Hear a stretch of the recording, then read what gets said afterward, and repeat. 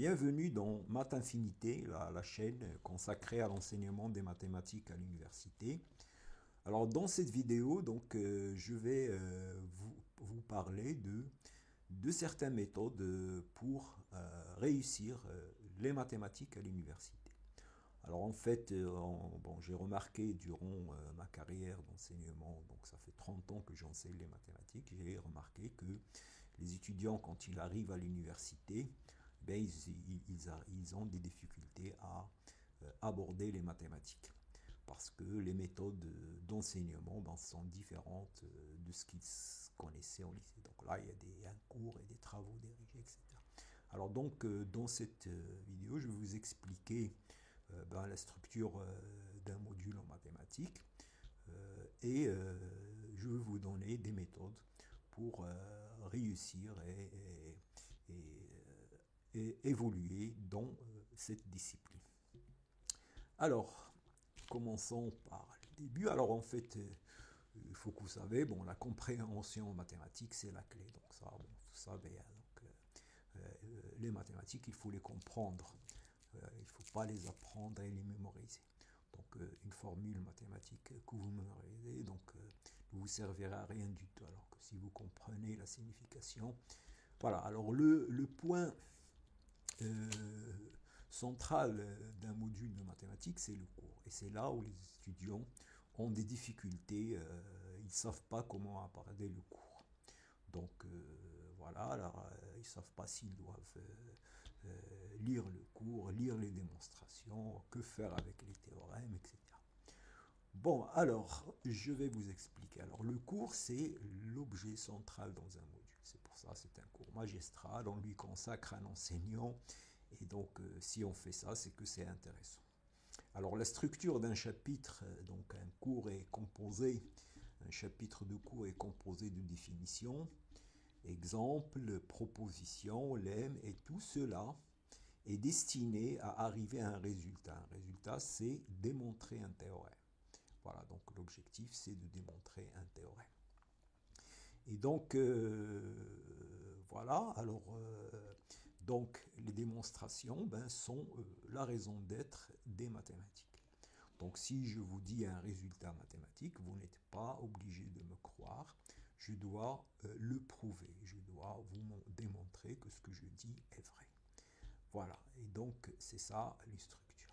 Donc un étudiant doit savoir distinguer les différentes composantes d'un chapitre et le lien. Donc il y a en général un chapitre, ça veut arriver à un résultat. Donc par exemple, si vous avez un chapitre sur les suites, vous aurez comme définition la définition d'une suite, la convergence d'une suite, suite croissante, décroissante, suite de Cauchy, donc c'est les définitions, et vous aurez des propositions du genre tout de suite convergente et bornée, tout de suite croissante, majorée et convergente, et vous aurez des théorèmes du genre une suite est convergente si seulement s'il est de Cauchy.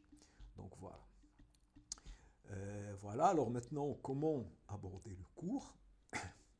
Eh bien, le cours, vous n'avez pas le choix, il faut lire un chapitre et écrire un résumé de cours. Alors, un résumé de cours qui raconte l'histoire du chapitre. Un chapitre, c'est une histoire, donc ça commence, voilà, convergence, voilà, pour arriver à quelque chose. Donc il faut, voilà, donc vous écrivez un résumé où vous mettez les composantes du chapitre, les définitions, les exemples, les propositions, les théorèmes, les contre-exemples, tout ça vous le mettez en place et vous savez comment l'histoire se déroule. Donc ça c'est à faire impérativement. Et il faut que vous soyez capable de raconter cette histoire à vos amis ou à vous-même. C'est-à-dire, vous pouvez dire, voilà, dans ce chapitre, on a vu que la notion de convergence d'une suite, on a vu que tout de suite convergente et bornée, voilà la raison, et etc., etc. Alors ça, il faut absolument faire ça. Et donc, commencez à le faire à votre manière. Vous n'êtes pas arrivé, vous n'arriverez pas au début à faire ça d'une manière idéale, mais il faut le faire. Alors en mathématiques aussi, quand vous lisez un cours, eh bien, il faut se poser des questions. Donc il faut une lecture critique. Alors dans ce théorème, quelles sont les hypothèses? Voilà, quelles sont les hypothèses de ces théorèmes? Parce que si vous voulez appliquer un théorème, vous devez savoir ces hypothèses.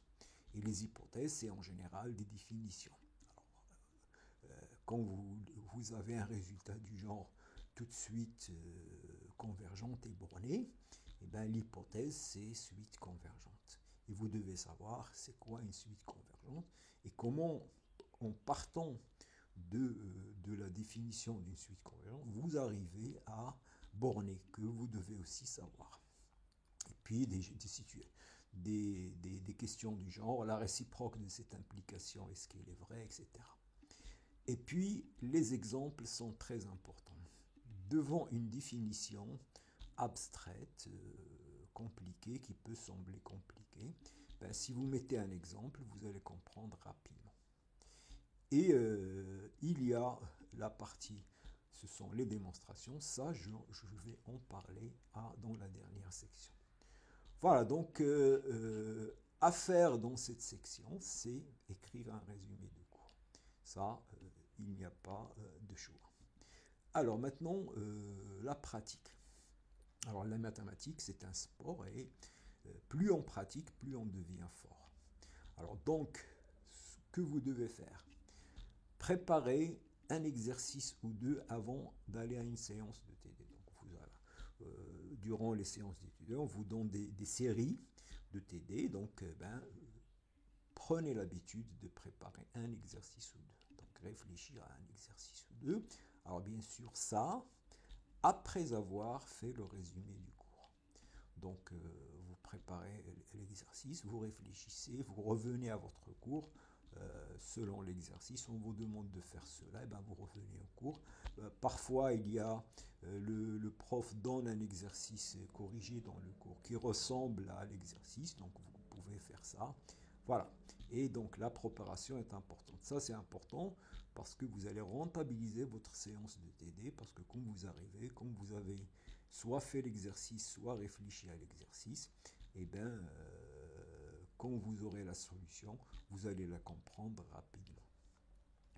Et après une séance de TD, refaire les exercices que vous avez vus lors de la séance de TD.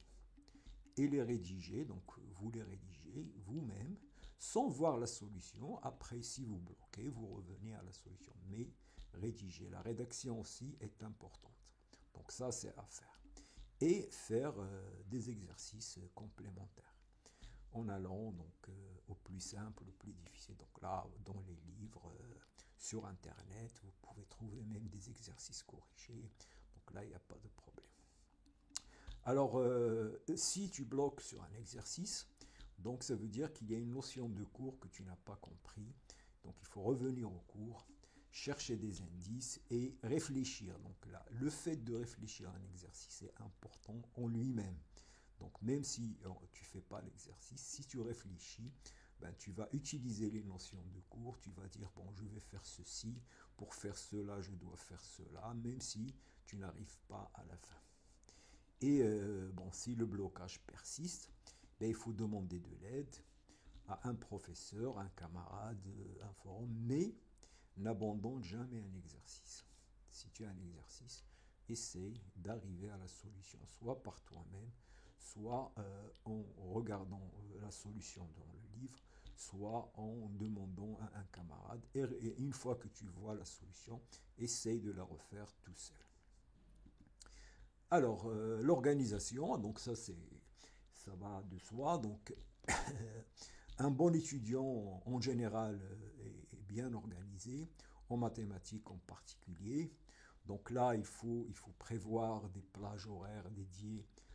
Donc là, il faut au moins trois séances différentes. Une séance consacrée au cours, une séance consacrée à la préparation des TD et une séance à refaire les TD, une séance de travail sur d'autres exercices que tu n'as pas dans la série de TD.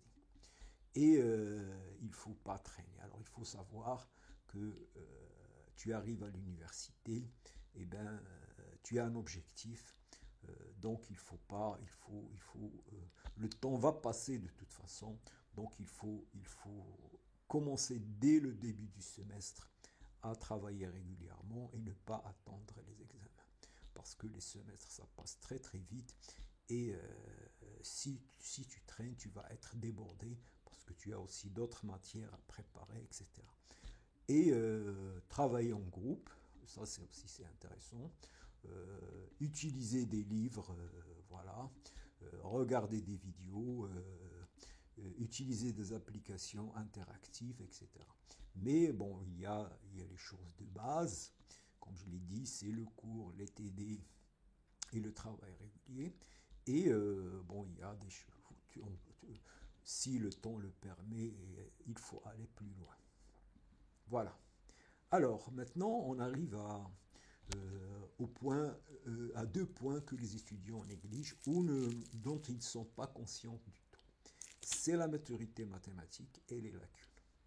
Alors, la maturité mathématique, c'est quoi? C'est la capacité qu'on acquit, qu'on apprend à raisonner, à comprendre les mathématiques plus facilement. Alors, pour un exemple, c'est quoi la maturité mathématique? Quand tu es au primaire, donc tu as des difficultés avec des opérations de multiplication et de division. Bon, quand tu arrives au collège, ces choses-là deviennent très simples pour toi. Pourquoi? Parce que ta maturité mathématique s'est développée. Au collège, tu as des difficultés avec des raisonnements de géométrie ou la résolution d'une équation du second degré. Mais si tu arrives à la fac, ben ça devient très simple. Tu peux même donner des cours à ton petit frère dans ce domaine.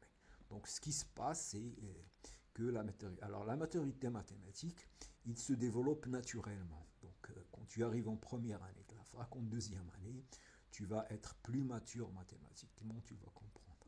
Alors maintenant, ce qui est important, c'est que la maturité mathématique, c'est comme un muscle.